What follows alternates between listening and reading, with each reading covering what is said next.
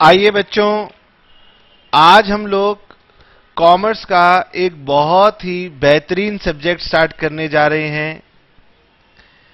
इस सब्जेक्ट का नाम है इनकम टैक्स और इसे हम कई बार डायरेक्ट टैक्स भी बुलाते हैं। बेटे, ये जो हमारा सब्जेक्ट है जो हम पढ़ने जा रहे हैं, ये बहुत इंटरेस्टिंग सब्जेक्ट है। इंटरेस्टिंग होने के साथ साथ बहुत कॉम्प्रिहेंसिव भी है, सब्जेक्ट में बहुत डेप्थ भी है और ये सबसे बड़ी बात रियल लाइफ के साथ जुड़ा हुआ है। हर एक पर्सन, चाहे वो अपना फ्यूचर में अपना बिजनेस करेगा या वो कोई जॉब करेगा, हर व्यक्ति को अपने जीवन में इनकम कमानी है और हर व्यक्ति को अपनी इनकम के ऊपर टैक्स देना पड़ता है। तो आप समझ सकते हैं कि ये कैसा सब्जेक्ट है, इसकी इंपॉर्टेंस क्या है। सारी जिंदगी ये सब्जेक्ट आपके साथ जुड़ा रहेगा, इसीलिए इस सब्जेक्ट को सभी बच्चे मेरे साथ साथ बहुत ही ध्यान से और मन लगा के समझेंगे। मैं आज की क्लास में बेटे इनकम टैक्स स्टार्ट नहीं करूंगा, क्योंकि इनकम टैक्स को पढ़ने के लिए इनकम टैक्स से पहले का कुछ फ्रेमवर्क जानना होता है। तो हमारी आज की क्लास उसी फ्रेमवर्क को डिस्कशन करने में निकल जाएगी। अब बेटे, आज की क्लास में हम जो भी डिस्कस करेंगे वो आपने केवल ध्यान से सुनना है। मैं पहले ही बता चुका हूं कि वो हमारे इनकम टैक्स सब्जेक्ट का पार्ट नहीं है और ना ही हमसे एग्जाम में वो पूछा जाएगा, लेकिन उससे आपको इनकम टैक्स को समझने में बहुत सहायता मिलती है। तो आज की क्लास में आपने केवल ध्यान से मेरी बातों को सुनना है, लेकिन अगली क्लास से मैं जो भी डिस्कस करूंगा वो आपको हमेशा नेक्स्ट क्लास में लर्न होना चाहिए। ठीक है, आइए हम लोग इस वंडरफुल सब्जेक्ट की स्टार्टिंग करने जा रहे हैं। तो सभी बच्चे मेरे साथ साथ पहले तो इस सब्जेक्ट का नाम लिखेंगे। मैंने अभी अभी बताया कि हमारे इस सब्जेक्ट का नाम है इनकम टैक्स।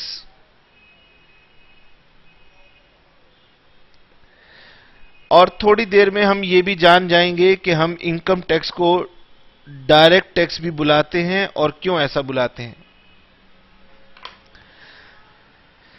सर, आज आप क्या पढ़ाएंगे? आज तो बेटे मैं आपको कुछ बेसिक बातें बताऊंगा कि आखिरकार टैक्स क्यों लिया जाता है। मैं आपको बताऊंगा टैक्सेस कौन लेता है, मैं आपको बताऊंगा कि टैक्सेस को कौन एडमिनिस्टर करता है, टैक्सेस के लिए हम लोग किस तरीके से कानूनों को बनाते हैं, सरकार कैसे रूल्स बनाती है, ये सारी बेसिक बातें करेंगे जिससे आपको आगे सब्जेक्ट समझने में सहायता मिले। लेकिन हम वन बाय वन सारी बातों को डिस्कस करेंगे। सबसे पहले तो मैं आपको यह बताऊंगा कि आखिरकार टैक्सेस लिए क्यों जाते हैं। वाई टैक्सेस आर चार्ज्ड, सबसे पहली बात तो हम ये जानेंगे। अब होता क्या है कि टैक्स देने में किसी का भी इंटरेस्ट नहीं होता है। हमें लगता है कि यार मेरे पैसे हैं, मैंने कमाए, मुझे इसमें से टैक्स क्यों देना पड़ रहा है। तो लोगों को समझाना पड़ेगा कि टैक्स हम अपने लिए देते हैं, किसी और के लिए नहीं देते। तो पहले यह जानना जरूरी है कि हम टैक्सेस क्यों देते हैं। ठीक है, आइए जी, और मेरे साथ साथ समझना शुरू करेंगे कि वाई टैक्सेस आर चार्ज्ड। अब देखिए बेटे, ये तो पब्लिक है, ये पब्लिक है, ये सब जानती है। मतलब मैं आपको ये बताना चाह रहा हूं कि ये सोसाइटी है। अब सोसाइटी चलेगी कैसे? मतलब अगर सोसाइटी का हर व्यक्ति अपने नियमों के हिसाब से काम करेगा तो सोसाइटी चल नहीं सकती। इसीलिए हम लोग क्या करते हैं, हम लोग गवर्नमेंट फॉर्म करते हैं और फिर गवर्नमेंट की ड्यूटी होती है कि भाई सोसाइटी को ढंग से चलाया जाए। अगर गवर्नमेंट ना हो तो फिर हमारी सोसाइटी सोसाइटी नहीं रहेगी, वो जंगल राज बन जाएगी। जहां हर कोई दूसरे का हक छीनेगा, मारेगा। हम लोग सुरक्षित जीवन व्यतीत करते हैं, चैन से सोते हैं, जीवन का आनंद उठाते हैं। क्यों? क्योंकि बेटे गवर्नमेंट है। तो गवर्नमेंट क्या करती है? गवर्नमेंट एक सोसाइटी को बहुत सारी सर्विसेज देती है।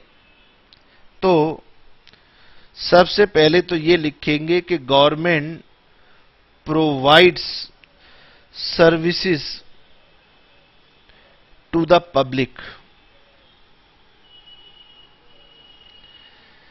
समस्या यह है कि किसी को ज्यादा बेनिफिट मिलता है, किसी को ज्यादा सर्विस मिलती है, किसी को कम सर्विस मिलती है। इसलिए लोग कई बार नाराज रहते हैं कि मुझे उतनी सर्विस नहीं मिलती। जैसे कि आपके घरों के आसपास आप देखते हैं सड़कें बनी हुई हैं, पानी की निकासी के लिए गवर्नमेंट ने ड्रेनेज व्यवस्था की हुई है और ग्रीनरी की व्यवस्था की हुई है। गवर्नमेंट ने गार्डन मेंटेन कर रखे हैं। गवर्नमेंट ने पुलिस की व्यवस्था कर रखी है कि अगर आपको कोई शिकायत हो तो आप पुलिस को फोन कर सकते हैं। हॉस्पिटल्स हैं, स्कूल्स हैं और इवन बॉर्डर के ऊपर आर्मी बैठी हुई है जो आपको सेफ करती है। तो कई सारी सर्विसेज गवर्नमेंट से आपको मिलती हैं। अब गवर्नमेंट कह रही है कि भाई बिना पैसे के तो चैरिटी भी नहीं हो सकती और हम तो आपको सुविधाएं दे रहे हैं, सर्विस दे रहे हैं। बताओ, तो यदि हम आपको सर्विस दे रहे हैं तो आपको क्या उसके लिए गवर्नमेंट को पैसे नहीं देने पड़ेंगे? क्योंकि बिना पैसे के सर्विस हो नहीं सकती। इसीलिए गवर्नमेंट अपने फंड्स कलेक्ट करती है पब्लिक से टैक्सेस लेकर के। तो गवर्नमेंट क्या करती है? Government collects funds from public by way of taxes.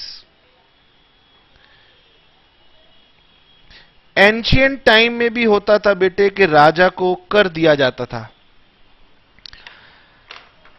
और राजा जो होता था वो अपनी वन मैन आर्मी होती थी, कुछ भी कर सकता था। तो अब हमने कहा कि हम गवर्नमेंट बनाएंगे, गवर्नमेंट को कर दिया करेंगे और फिर गवर्नमेंट से सर्विस लिया करेंगे और गवर्नमेंट को भी हम खुद चुनाव के माध्यम से सिलेक्ट किया करेंगे। तो ये हमारे यहां का सिस्टम है।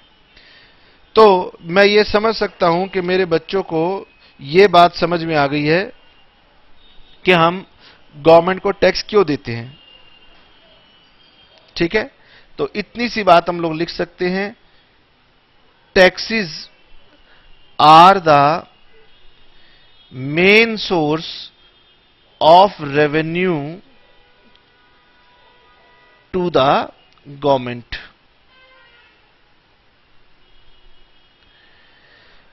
इस पर और ज्यादा चर्चा करने का क्या फायदा है? बात तो हमने समझ ली। अब गवर्नमेंट किस तरीके से टैक्सेस चार्ज करती है? ठीक है, तो गवर्नमेंट के पास दरअसल ना दो तरीके हैं टैक्स को चार्ज करने के और इसे आप कह सकते हैं काइंड्स ऑफ टैक्सेस।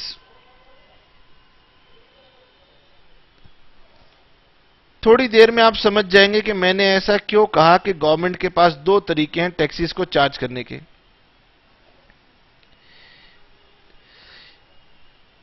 पहला कहलाता है डायरेक्ट टैक्सेस। ये दरअसल जो है ना, लोगों को ये तरीका अच्छा नहीं लगता। हम जो पढ़ने जा रहे हैं ना वो डायरेक्ट टैक्सेस ही पढ़ने जा रहे हैं। ये तरीका लोगों को अच्छा नहीं लगता। दूसरा तरीका है इनडायरेक्ट टैक्सेस। लोगों को तो भला टैक्स देना ये भी अच्छा नहीं लगेगा, लेकिन ये क्या होता है कई बार लोगों को पता ही नहीं चलता और सरकार खुश हो जाती है कि लोगों को पता ही नहीं चला। तो पहले हम ये जानेंगे कि सर ये डायरेक्ट टैक्सेस क्या है और ये इनडायरेक्ट टैक्सेस क्या है। ठीक है, आइए जी, पहले मैं आपको छोटी सी इनके बारे में एक इलस्ट्रेशन या एक एग्जाम्पल देके समझाता हूं, उसके बाद इसके बारे में भी लिखेंगे। अब ये तो हमने समझ लिया भाई कि गवर्नमेंट है और ये टैक्स पेयर है।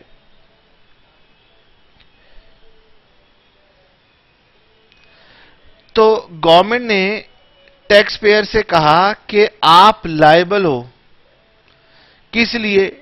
टैक्स को पे करने के लिए। ठीक है, गवर्नमेंट ने आपसे कहा कि आपको टैक्स देना है और आपकी जेब में से गवर्नमेंट ने पैसे निकाल लिए। बताओ, मैंने कहा जबरदस्ती टैक्स ले लिया। खैर कोई बात नहीं, ले लिया तो ले लिया। अगर गवर्नमेंट ने आपसे टैक्स ले लिया और ये पैसे आप किसी से वसूल नहीं सकते हो, तो ये टैक्स कहलाते हैं डायरेक्ट टैक्सेस। अब बच्चा कह रहा है बताओ मैं कैसे किसी से टैक्स वसूल कर सकता हूं? मैं एग्जांपल देता हूं। ये जो मैंने एग्जांपल दिया ये तो डायरेक्ट टैक्स है, और बच्चे को लगता है कि हमेशा जब सरकार हमसे टैक्स लेगी हम किसी से वसूल कैसे सकते हैं, तो ये डायरेक्ट टैक्सेस बेकार की बात है। लेकिन जैसे ही आप इनडायरेक्ट टैक्स को समझेंगे आपको समझ में आ जाएगा कि हां, इन दोनों में अंतर होता है। अब मैं आपको पहले इनडायरेक्ट टैक्स का एग्जांपल दूंगा तो आपको और ज्यादा बेहतर समझ में आएगा। आप लोग मूवी देखने गए और गवर्नमेंट ने सिनेमा हॉल के ऑनर से कहा कि आपको मूवी के लिए एंटरटेनमेंट टैक्स देना है। वो कह रहा है एंटरटेनमेंट टैक्स देना है, आपने पहले ही मुझ पे टैक्स लगा रखा है, अब एंटरटेनमेंट टैक्स और दूं? गवर्नमेंट ने कहा कि देखो आपने क्या करना है, एंटरटेनमेंट टैक्स उन लोगों से लेना है जो आपके यहां पर मूवी देखने आएंगे। इसका मतलब आपको अपनी पॉकेट से नहीं देना, जो लोग भी एंटरटेनमेंट के लिए मूवी देखने आएंगे उनसे आपने टैक्स लेना है और हमें डिपॉजिट कर देना है। तो भाई सिनेमा हॉल वाला तो खुश, मल्टीप्लेक्स वाला खुश, कह रहा लो मेरी जेब से क्या गया, मैं 10-10 रुपए उनकी टिकट में बढ़ा देता हूं, उनसे 10-10 रुपए कलेक्ट करूंगा और सारे पैसे इकट्ठे करके गवर्नमेंट को दे दूंगा। बताओ जेब से क्या गया? कुछ नहीं गया। इसका मतलब गवर्नमेंट ने अगर सिनेमा हॉल के ऊपर बर्डन डाला कि आपको टैक्स देना है, तो उसने वो बर्डन आगे कस्टमर से रिकवर कर लिया।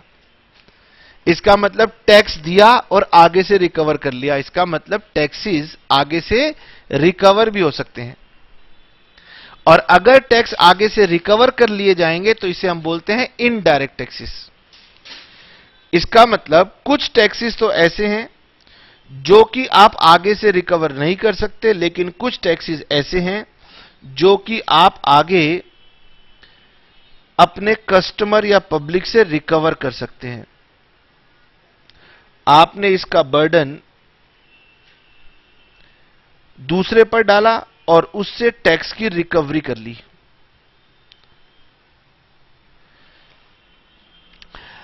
अब समझने की बात यह है बेटे कि अगर आप अपने टैक्स का बर्डन शिफ्ट नहीं कर सकते हो तो यह कहलाता है डायरेक्ट टैक्स। अगर आप अपने टैक्स का बर्डन शिफ्ट कर सकते हो तो यह कहलाता है इनडायरेक्ट टैक्स। डायरेक्ट टैक्स में व्यक्ति नाराज होता है, कहता है भाई मेरी जेब कटी। इनडायरेक्ट टैक्स में पर्सन खुश रहता है, कहता है भाई मेरी जेब थोड़ी ना कटी, मैंने किसी और की काटी और आगे गवर्नमेंट को डिपॉजिट कर दी। ठीक है। अब बेटे गवर्नमेंट कई तरह के टैक्स लेती है। कुछ टैक्सेस गवर्नमेंट डायरेक्ट तरीके से लेती है और कुछ गवर्नमेंट इनडायरेक्ट तरीके से लेती है। तो पहले मेरे साथ ये जान लेंगे कि सर डायरेक्ट टैक्सेस जो हमने सीखा वो क्या है और इनडायरेक्ट क्या है, और कौन कौन से टैक्स डायरेक्ट हैं और कौन कौन से इनडायरेक्ट हैं। चलिए जी, सबसे पहले लिखेंगे डायरेक्ट टैक्सेस। हालांकि ये सब बातें आपको याद नहीं करनी है, सिर्फ आपको आज समझनी है। तो डायरेक्ट टैक्सेस क्या हैं? Direct taxes are paid by the person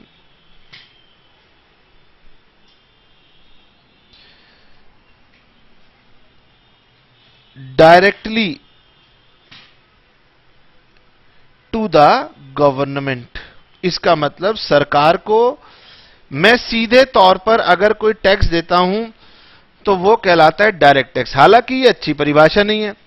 ज्यादा अच्छी बात तो यह है कि मैं उसे दूसरे से रिकवर नहीं कर सकता हूं। तो यह बात बहुत इंपॉर्टेंट है। The person paying taxes cannot shift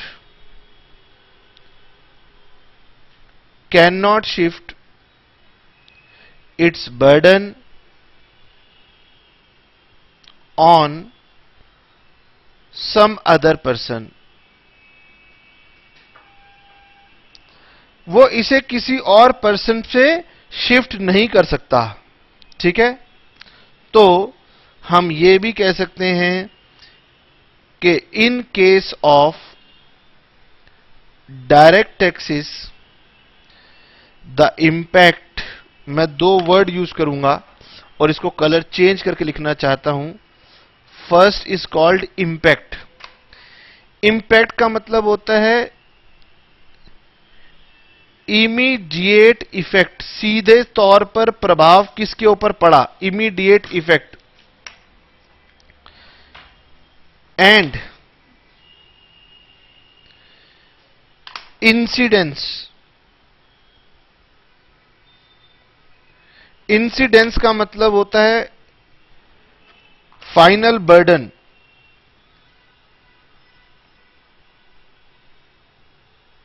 final burden are on same person.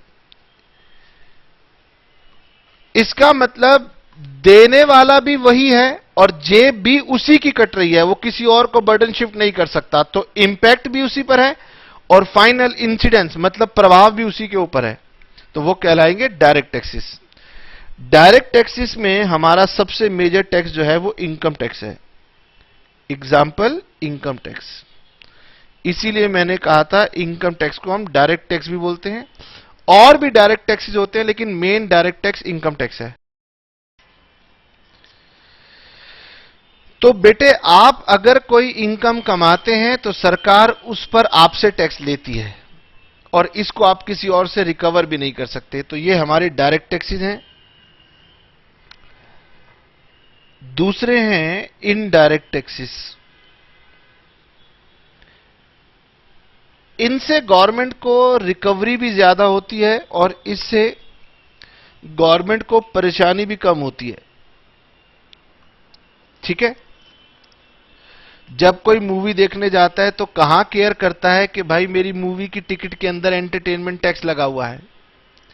जब कोई बाजार में बर्गर खाने जाता है तो वो कहां चिंता करता है कि भाई बर्गर के प्राइस के अंदर दुकानदार ने उससे सर्विस टैक्स और वैट भी चार्ज कर लिया.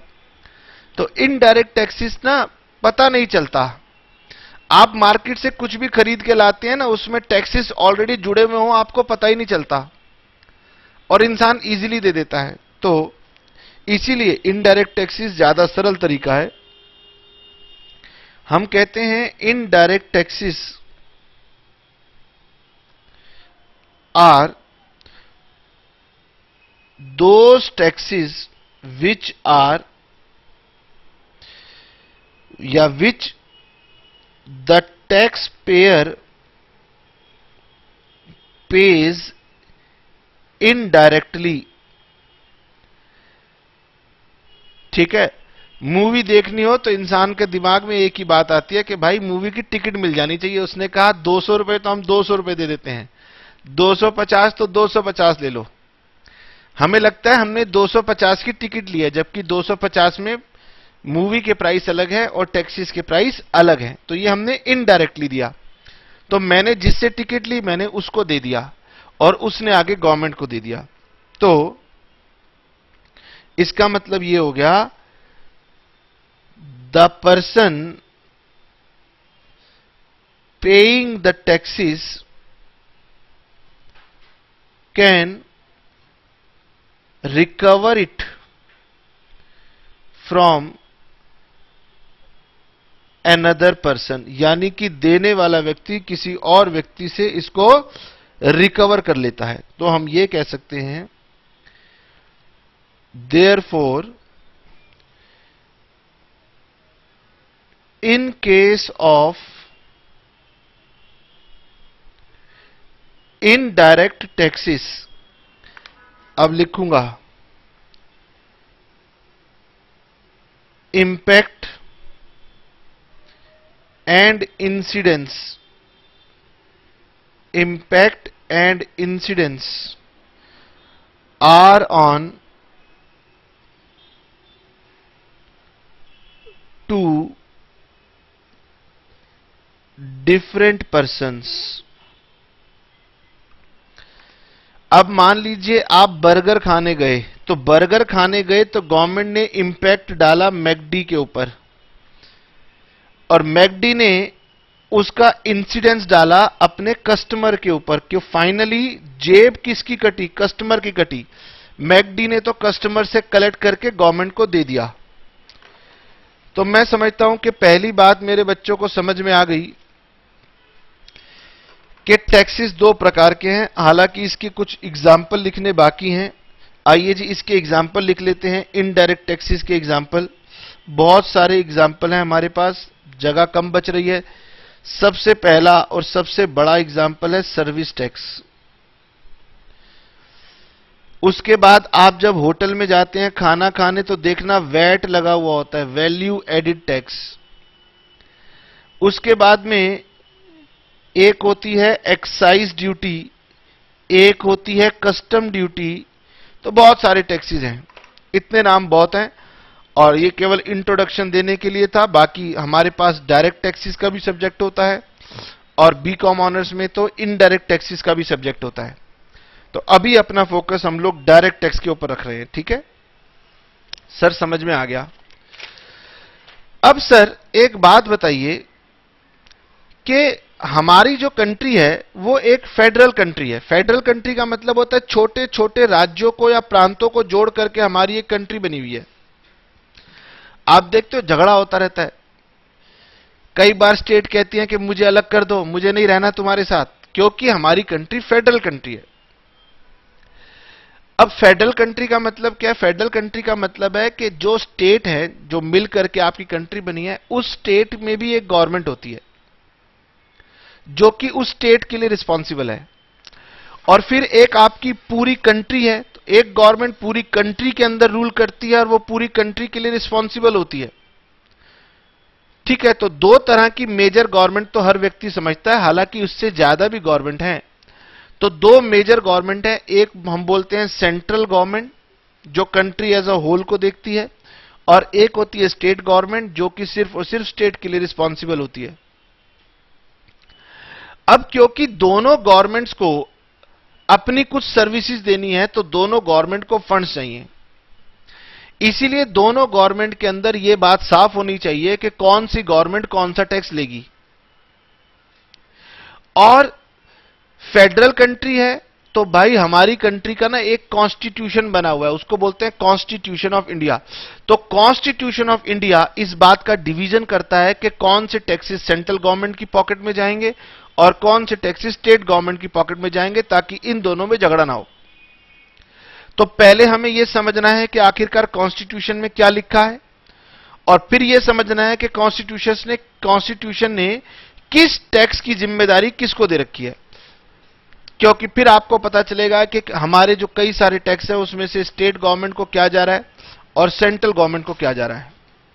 ठीक है, लिखेंगे सभी बच्चे।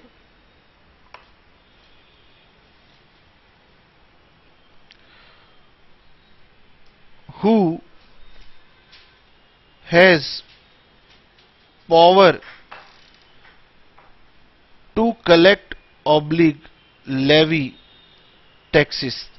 किसके पास ये अधिकार है कि वो टैक्स ले सके? ठीक है, मैंने अभी आपको बताया कि फेडरल कंट्री में सब कुछ कॉन्स्टिट्यूशन से गवर्न होता है, तो हम लिखेंगे कि सबसे पहले हमारे देश का सबसे बड़ा कानून है कॉन्स्टिट्यूशन ऑफ इंडिया। तो कॉन्स्टिट्यूशन ऑफ इंडिया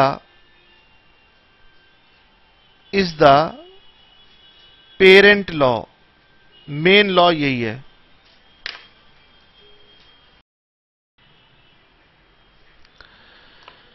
अब बेटे क्योंकि फेडरल कंट्री है, इसीलिए फेडरल कंट्री के लिए पहले एक मेन लॉ बना जिसका नाम है कॉन्स्टिट्यूशन ऑफ इंडिया। अब कॉन्स्टिट्यूशन ऑफ इंडिया ने कहा कि अगर सेंट्रल गवर्नमेंट, स्टेट गवर्नमेंट या कोई लोकल अथॉरिटी, कोई भी सरकार अगर कोई कानून बनाना चाहती है तो बना सकती है, लेकिन वही कानून बना सकती है जिसकी अनुमति मेरे द्वारा दी जाएगी। इसका मतलब कोई भी गवर्नमेंट कानून तभी बना सकती है जब उसे कॉन्स्टिट्यूशन ऑफ इंडिया में अथॉरिटी मिली हुई हो। तो पहले इस बात को लिख लें कि any law can be made in India provided it is permitted by the Constitution। इसका मतलब हमारी सरकार कॉन्स्टिट्यूशन से बंधी हुई है। कॉन्स्टिट्यूशन के दायरे के बाहर वो नहीं जा सकती। अगर उसने कोई कानून बनाया है तो उसकी इजाजत उसे कॉन्स्टिट्यूशन से मिली है। ठीक है। अब कॉन्स्टिट्यूशन में क्या है, एक आर्टिकल नंबर 265 है। आर्टिकल 265। तो जो हमारा कॉन्स्टिट्यूशन है ना, उसमें जो पैराग्राफ होते हैं उन्हें हम बोलते हैं आर्टिकल। तो आर्टिकल नंबर 265 है, वो कहता है कि no taxes shall be levied oblique collected except the authority of law। यानी कॉन्स्टिट्यूशन ने बहुत साफ शब्दों में लिखा है कि जनता के ऊपर कोई भी कर तब तक नहीं लगेगा जब तक कॉन्स्टिट्यूशन उसकी इजाजत ना दे। अब उसी कॉन्स्टिट्यूशन में एक आर्टिकल नंबर 246 भी है। वो कहता है कि मैं बताऊंगा कि आप जनता के ऊपर कौन से टैक्स लगा सकते हैं। तो article 246 of the constitution gives power to levy various kinds of taxes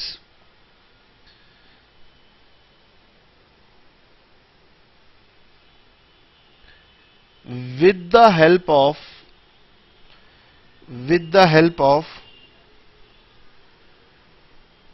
Schedule 7। सभी बच्चे ध्यान से देखेंगे कि कॉन्स्टिट्यूशन ने कहा कि मैं टैक्सेस देने की परमिशन देता हूं with the help of schedule 7। और ये जो शेड्यूल 7 है, गवर्नमेंट ने इस शेड्यूल 7 में 3 पार्ट बना रखे हैं, जिसे हम बोलते हैं लिस्ट 1। लिस्ट 1 का नाम होता है यूनियन लिस्ट। लिस्ट 1 का नाम हो गया यूनियन लिस्ट। लिस्ट 2 इसका नाम है स्टेट लिस्ट। और लिस्ट 3 इसका नाम है कॉन्करेंट लिस्ट।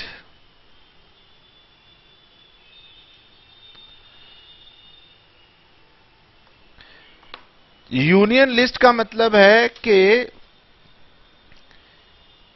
इन लिस्ट में सेंट्रल गवर्नमेंट को पावर है। किस चीज की पावर है? To make law and collect taxes. और लिस्ट 2 में गवर्नमेंट ने कहा कि ये स्टेट लिस्ट है, तो यहां पर स्टेट गवर्नमेंट को पावर है to make law and collect taxes. और इसमें दोनों गवर्नमेंट मिल करके कानून बनाएंगी। अब मेरे काम के बेटे ये 2 बातें हैं, सेंट्रल गवर्नमेंट वाला और स्टेट गवर्नमेंट वाला।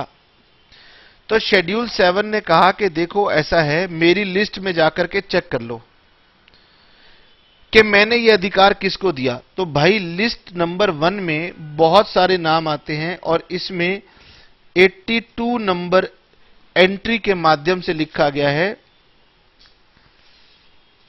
Taxes on income other than agricultural income, यानी कि इनकम पर टैक्स लेने का अधिकार किसको मिल गया? सेंट्रल गवर्नमेंट को मिला हुआ है। इसलिए ये टैक्स हमसे सेंट्रल गवर्नमेंट लेती है, लेकिन एग्रीकल्चरल इनकम के ऊपर सेंट्रल गवर्नमेंट टैक्स नहीं ले सकती।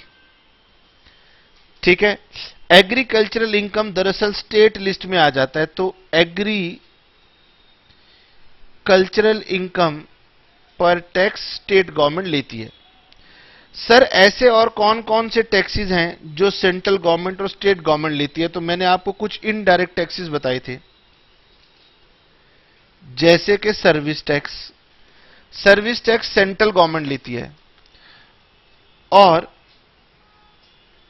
एक होता था पहले स्टेट सेल्स टैक्स, जिसका नाम बदल के कर दिया value added tax, VAT.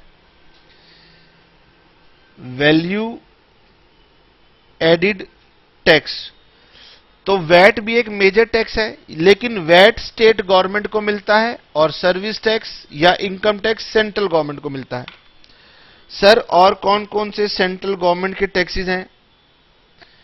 Excise, अगर आप कुछ मैन्युफैक्चर करोगे तो गवर्नमेंट आपसे एक्साइज ड्यूटी लेगी। अगर आप कुछ इंपोर्ट करोगे तो केंद्र सरकार आपसे कस्टम ड्यूटी लेगी। अब हमारा मुद्दा ना सर्विस टैक्स है, ना एक्साइज है, ना कस्टम है, ना वैट है, ना एग्रीकल्चरल इनकम है। हमारा मुद्दा तो इनकम टैक्स है। और मैंने आपको यह बताना था कि दरअसल इनकम टैक्स कौन सी गवर्नमेंट लेती है? सेंट्रल गवर्नमेंट लेती है। वैट कौन लेता है? वैट हमसे स्टेट गवर्नमेंट लेती है। ऐसे एक्साइज हमसे सेंट्रल गवर्नमेंट लेती है, लेकिन एक्साइज ड्यूटी ऑन लिकर, शराब, उसके ऊपर स्टेट गवर्नमेंट लेती है। लेकिन अब हम उसकी गहराई में जाएंगे नहीं, वरना हमें 4 घंटे तो यही समझने में लग जाएंगे। हमने अपने मुद्दे की बात आपको समझा दी कि इनकम टैक्स सेंट्रल गवर्नमेंट का मुद्दा है। ठीक है, और यानी इसके ऊपर कानून कौन बनाएगा? सेंट्रल गवर्नमेंट बनाएगा। अब अगला सवाल यह आता है कि सेंट्रल गवर्नमेंट कानून कैसे बनाएगी और फिर सेंट्रल गवर्नमेंट इसके ऊपर टैक्स कलेक्ट कैसे करेगी? तो हम अपने अगले मुद्दे की तरफ बढ़ सकते हैं। कैसे लॉ बनाएगी सेंट्रल गवर्नमेंट? ठीक है, आइए आगे लिखेंगे मेरे साथ साथ सब बच्चे के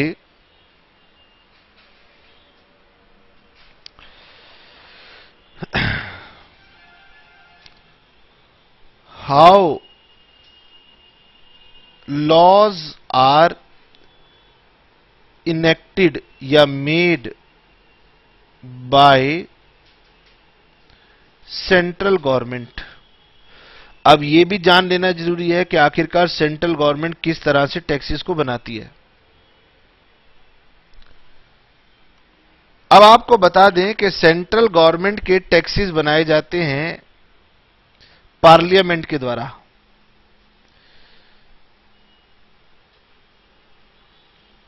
और सेंट्रल गवर्नमेंट के टैक्सेस बनाते हैं पार्लियामेंट के अंदर 2 हाउसेज होते हैं, एक कहलाती है लोकसभा और एक कहलाती है राज्यसभा।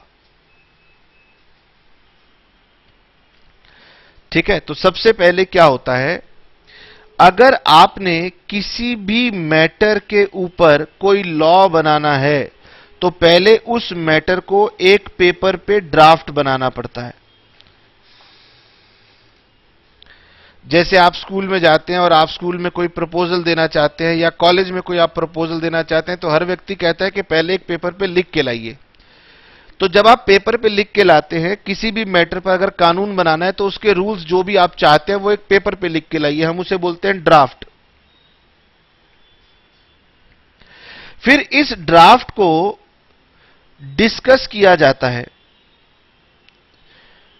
एक्सपर्ट लोगों के साथ, और पब्लिक के साथ इसको डिस्कस किया जाता है, इससे उनके विचार लिए जाते हैं कि आपकी क्या सहमति है, और फिर इसमें थोड़ी बहुत मॉडिफिकेशन जो होनी होती है डिस्कशन से वो कर लेते हैं, और फिर उसके बाद हम इसे एक बिल की शेप दे देते हैं।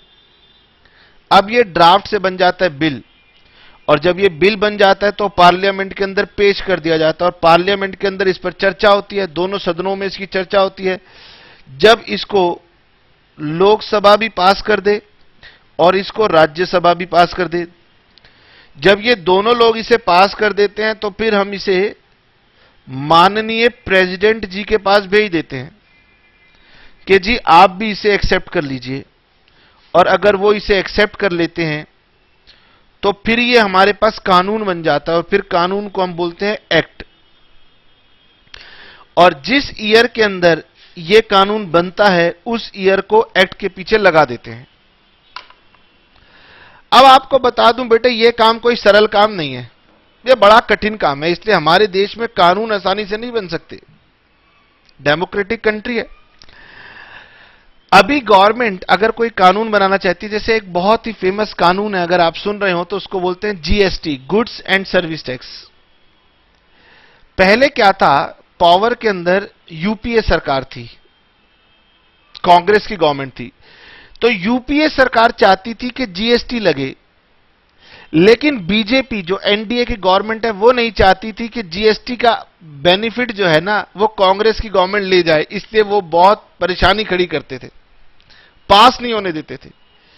जनता को, देश को जीएसटी के एक्ट की जरूरत है, लेकिन देख लो पॉलिटिक्स, जब कांग्रेस पावर में थी तो बीजेपी नहीं पास होने देती थी, और अब जब बीजेपी पावर में आ गई तो फिर कांग्रेस अड़ गई है। कांग्रेस कहती है हम नहीं पास होने देंगे, तुम हमें बहुत तंग करते थे।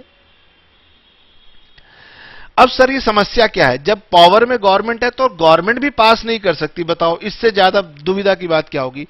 क्योंकि बेटे इसे दोनों सदनों से पास होना है। अभी करंट सिचुएशन ये है कि जो एनडीए की गवर्नमेंट चल रही है, जिसे आप बीजेपी की गवर्नमेंट कहते हो, उसके पास लोकसभा में मेजोरिटी है लेकिन राज्यसभा में मेजोरिटी ही नहीं है, तो वो जो भी मेजर कानून यहां बनाती है वो यहां पर जाकर के पिट जाता है, और इसीलिए वो कानून बन नहीं पाता। इसलिए जीएसटी जो कि एक बहुत ही अच्छा कानून माना जाता है, कि जो कि सब चाहते हैं कि जीएसटी आ जाए, गवर्नमेंट भी चाहती है लेकिन आ नहीं पा रहा क्योंकि इन दोनों सदनों में यह परेशानी है। ठीक है, तो सवाल ये उठा कि सर लॉ कैसे बनता है, इसको लिखने की जरूरत नहीं है, समझ लीजिए। मैंने आपको बताया कि मैटर का ड्राफ्ट बन जाएगा, ड्राफ्ट पब्लिक के साथ डिस्कस होगा, एक्सपर्ट लोगों के साथ डिस्कस होगा, फिर उसके जो भी फाइनल पॉइंट बनेंगे उसको बिल की शेप दे दी जाएगी, बिल पार्लियामेंट में जाएगा, दोनों सदनों से पास होगा, और अगर ऐसा हो गया तो प्रेसिडेंट के पास जाएगा, फिर प्रेसिडेंट जी इसको एक्सेप्ट करेंगे, और जैसे एक्सेप्ट करेंगे एक्ट बन जाएगा।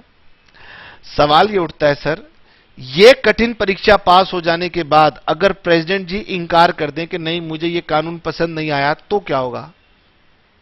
सोचो, अगर प्रेसिडेंट जी कहते हैं कि मुझे ये पसंद नहीं आया, तो इसका मतलब ये नहीं है कि वो कानून बनेगा नहीं, वो वापस रेफर होगा, पार्लियामेंट में फिर से रेफर होगा। यानी माननीय प्रेसिडेंट जी कहेंगे कि आपने जो रूल मेरे पास भेजे हैं, जो बिल बना के भेजा है, उसमें मुझे लगता है कि कुछ थोड़ी सी और चर्चा होनी चाहिए, इसलिए प्लीज एक बार फिर रिकंसीडर कर लीजिए। तो ये दोनों फिर रिकंसीडर करेंगे। अब इनकी मर्जी है, इनको लगता है कि नहीं हमने जो किया था ठीक था, तो ये फिर से प्रेसिडेंट जी को भेज देंगे। अब प्रेसिडेंट जी कह रहे हैं कि आपने तो बदला नहीं मैंने जो कहा था।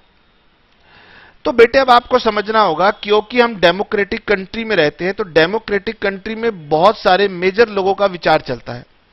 मेजर लोगों ने नेताओं को चुन करके बैठा दिया पार्लियामेंट में, और उन्हीं पार्लियामेंट में चुने हुए लोगों ने, जो जनता के प्रतिनिधि हैं, उन्होंने कानून बनाया। और प्रेसिडेंट साहब एक सिंगल व्यक्ति हैं। अब ऐसे में हमारे देश का कॉन्स्टिट्यूशन कहता है कि प्रेसिडेंट साहब जी को झुकना पड़ेगा, वो चैलेंज नहीं करेंगे। एक बार भेज सकते हैं कि आप रिकंसीडर कीजिए, लेकिन ये नहीं कि आप अड़ के बैठ जाए कि नहीं जो कानून इन्होंने कहा है मैं नहीं मानता। वो कहेंगे ठीक है, अगर आपने मन बना लिया है तो मैं इसको पास कर देता हूं। यानी अल्टीमेटली प्रेसिडेंट जी को उनको पास करना ही पड़ता है। क्या सर ऐसे ही हर कानून बने थे? मैंने कहा यस। अगर आप इनकम टैक्स की बात करते हो तो इनकम टैक्स का एक्ट भी इसी तरीके से बना था, और जितने भी टैक्सेस आपके ऊपर लगे हुए हैं सभी के कानून इसी प्रकार से बनाए गए हैं। तो जो बन गया है उसकी टेंशन काहे की? तो ये इनकम टैक्स एक्ट हमारे पास बना था 1961 में।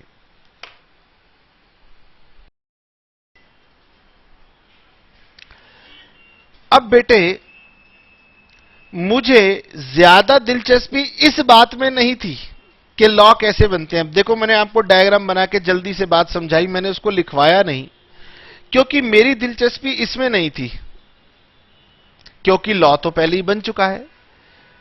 मेरे को इनकम टैक्स के अंदर जो बात ज्यादा इंपॉर्टेंट है वो आपके साथ चर्चा करनी है, और वो बात ये है कि बेटे सरकार ने ये जो इनकम टैक्स का एक्ट बनाया, जितने भी गवर्नमेंट ने टैक्सेस के कानून बना रखे हैं, हर साल गवर्नमेंट को याद आती है कि भाई इसमें सुधार करना है, हर साल। अब आप समझ लीजिए कि देखो कितना पेचीदा मामला है, कितना कॉम्प्लेक्स मैटर है कि हर साल गवर्नमेंट कहती है अरे भाई इसमें फिर से ये बदलाव करो। इतने सालों के बावजूद भी ये बदलाव खत्म नहीं हो रहे, हर साल गवर्नमेंट को बदलाव करना है, यानी कि हर साल कानून को नया बनाना पड़ेगा। बताइए, अब सर हर साल कानून को नया बनाना पड़ेगा, तो नया कानून बनाने के लिए ये तो बड़ा ही डिफिकल्ट टास्क है। सरकार एक साल में एक कानून नहीं बना पाती है, और यहां तो इतने सारे कानूनों की लाइन लगी हुई है। इनकम टैक्स एक्ट को बदलाव करना है, सर्विस टैक्स को बदलना है, हमें एक्साइज के अंदर बदलाव करना है, हमें कस्टम के अंदर बदलाव करना है। सबसे ज्यादा जरूरी लॉ और हर साल बदलने हैं, और उनके बदलने का प्रोसीजर भी अगर इतना कॉम्प्लिकेटेड होगा तो कैसे काम चलेगा? सुनिए, आप जो इनकम टैक्स पढ़ने जा रहे हैं बेटे वो हर साल बदलता है, इसीलिए मुझे आपके साथ यह चर्चा करनी है कि उसको बदला कैसे जाता है। और समस्या यह नहीं है कि सिर्फ इनकम टैक्स को बदलना है, सरकार के आगे समस्या है कि सरकार ने अपने सभी टैक्सेस को हर साल बदलना है। और सरकार का तजुर्बा कहता है कि भाई ये जो लंबा चौड़ा प्रोसीजर है इससे तो बहुत ही मुश्किल काम है, एक कानून को बदलना मुश्किल काम है, और इतने सारे हम टैक्स के कानूनों को कैसे बदलेंगे? और अगर हम इनका सुधार नहीं करेंगे तो गवर्नमेंट के रेवेन्यू पर असर पड़ेगा, और अगर गवर्नमेंट के रेवेन्यू पर असर पड़ेगा तो कंट्री के एडमिनिस्ट्रेशन पर असर पड़ेगा, यानी it is matter of prime importance. तो इसीलिए गवर्नमेंट ने उसका एक बिल्कुल बेहतरीन अलग तरीका दे रखा है जो आपको पता होना चाहिए। आपने कई बार कहावत सुनी होगी, एक तीर से दो शिकार, सुना है? ऐसे ही गवर्नमेंट के पास एक बहुत बढ़िया रास्ता निकाला गवर्नमेंट ने, जिससे गवर्नमेंट एक ही तीर से सारे के सारे टैक्सेस के एक्ट का सुधार करेगी, और यह बात आपको बतानी है। इसका मतलब है कि एक स्पेशल प्रोसीजर है for bringing amendments in all taxation laws of central government. Act बनना था, बन गया, लेकिन अब आपको हर साल प्रभावित करती है अमेंडमेंट। इसलिए यह जानना जरूरी है कि आखिरकार हमारे जो इनकम टैक्स का कानून है, या हमारे जो जितने भी टैक्सेस के कानून हैं, उनको सरकार कैसे अमेंड करती है। अब क्योंकि बेटे समय बीतता जा रहा है इसलिए मैं लिखता जाऊंगा और साथ साथ समझाता जाऊंगा, ठीक है? और बल्कि लिखते लिखते ही आप अपने आप समझ जाएंगे कि इसमें कोई खास बात नहीं है। एवरी ईयर हम सब जानते हैं कि सरकार एक बजट प्रेजेंट करती है। Every year a budget is presented before the parliament. अब बताइए ये बजट कौन प्रस्तुत करता है? Very good, by the finance minister. और अभी के हमारे फाइनेंस मिनिस्टर हैं मिस्टर अरुण जेटली। कब ये प्रेजेंट किया जाता है? On the last working day of February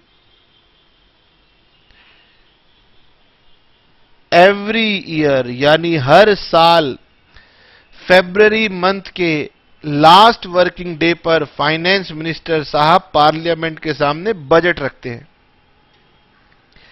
budget के अंदर क्या होता है? बजट का मतलब होता है कि आने वाले समय के, फ्यूचर के पीरियड के लिए, यानी आने वाले ईयर के लिए सरकार क्या खर्चा करना चाहती है, यह होता है। और उस खर्चे की व्यवस्था कैसे करेगी सरकार, यह भी उसी के अंदर होता है।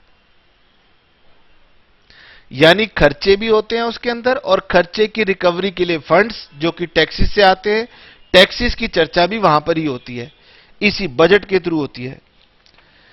अब बेटे, बजट के माध्यम से ना सरकार या फाइनेंस मिनिस्टर एक और ड्राफ्ट या बिल प्रस्तुत कर देते हैं, जिसको हम बोलते हैं फाइनेंस बिल। यानी बजट के अंदर आ जाता है फाइनेंस बिल। अब बच्चे कह रहे हैं सर ये फाइनेंस बिल क्या बला है? अभी बताया था, बिल बाद में जाके एक्ट बनता है।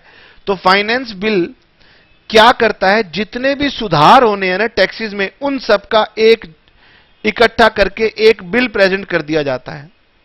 और वो बिल सभी कानूनों के सुधार, कौन से? टैक्सेस के कानूनों के सुधार साथ लेके चलता है। जब वो यहां से पास होता है, यहां से पास होता है, प्रेसिडेंट साहब से पास होता है, तो वो फाइनेंस एक्ट बन जाता है। और फिर फाइनेंस एक्ट में से निकाल लिया जाता है, जो जिस कर का अमेंडमेंट था वो निकाल करके उस कर में डाल दी जाती है। यानी एक फाइनेंस बिल एक ऐसा तीर जो कि सभी टैक्सेस के कानूनों की अमेंडमेंट को लेता हुआ चलता है। जब वो पास हो जाता है तो सारी अमेंडमेंट पास हो जाती हैं, और वो सारी अमेंडमेंट उन सभी कानूनों के अंदर जाकर के जोड़ दी जाती हैं। ठीक है? तो हमने क्या कहा? हमने कहा कि budget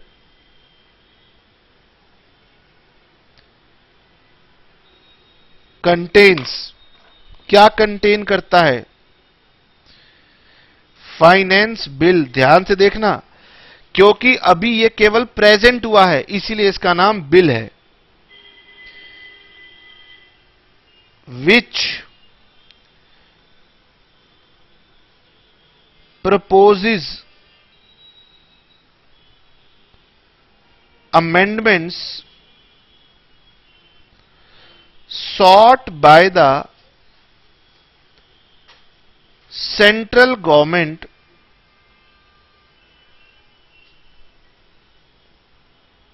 in the areas of direct and indirect taxes।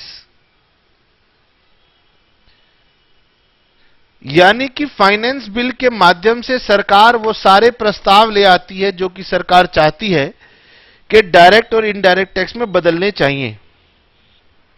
फिर क्या होता है? फिर यही फाइनेंस बिल इन दोनों से पास हो जाता है, और पास होकर के प्रेसिडेंट साहब की मंजूरी भी उसको मिल जाती है, कभी रुकावट आती ही नहीं। When finance bill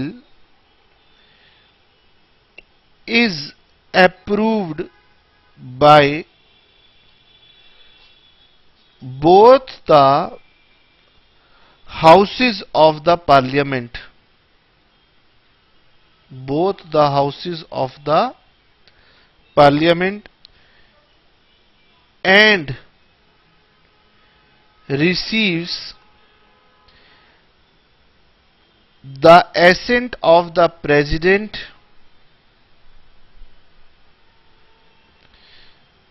of India, it becomes Finance Act। अब ये क्या बन जाएगा? अब ये बन जाएगा फाइनेंस एक्ट। और फिर फाइनेंस एक्ट के माध्यम से जो जो अमेंडमेंट आई थी वो सब एप्लीकेबल हो जाती हैं। हम फाइनेंस एक्ट में से जो इनकम टैक्स का पार्ट होता है वो निकाल के इनकम टैक्स में अमेंड कर देते हैं। अब आप समझ सकते हैं बेटे,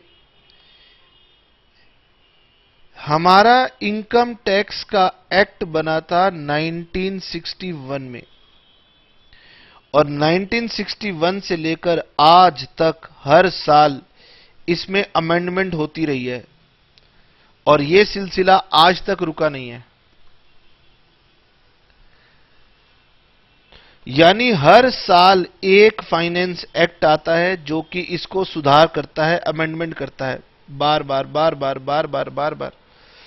और इतनी ज्यादा अमेंडमेंट इसके अंदर हो चुकी हैं, कहने की बात नहीं। मान लीजिए आप एक पतंग उड़ा रहे हैं और आपको पता चला जी कि पतंग में थोड़ी सी कमी है, तो आपने क्या किया, उसके ऊपर एक चेपी लगा दी, फिर पतंग उड़ाई, फिर चेपी लगा दी, फिर पतंग उड़ाई, फिर चेपी लगा दी। अब भाई एक एक्सपर्ट आदमी को दिखाई देता है, यार कितनी चेपियां लगाओगे भाई, अब तो चेपियां ही नजर आती हैं, पतंग नजर आती ही नहीं है, अब तो जाके नई पतंग ले आओ।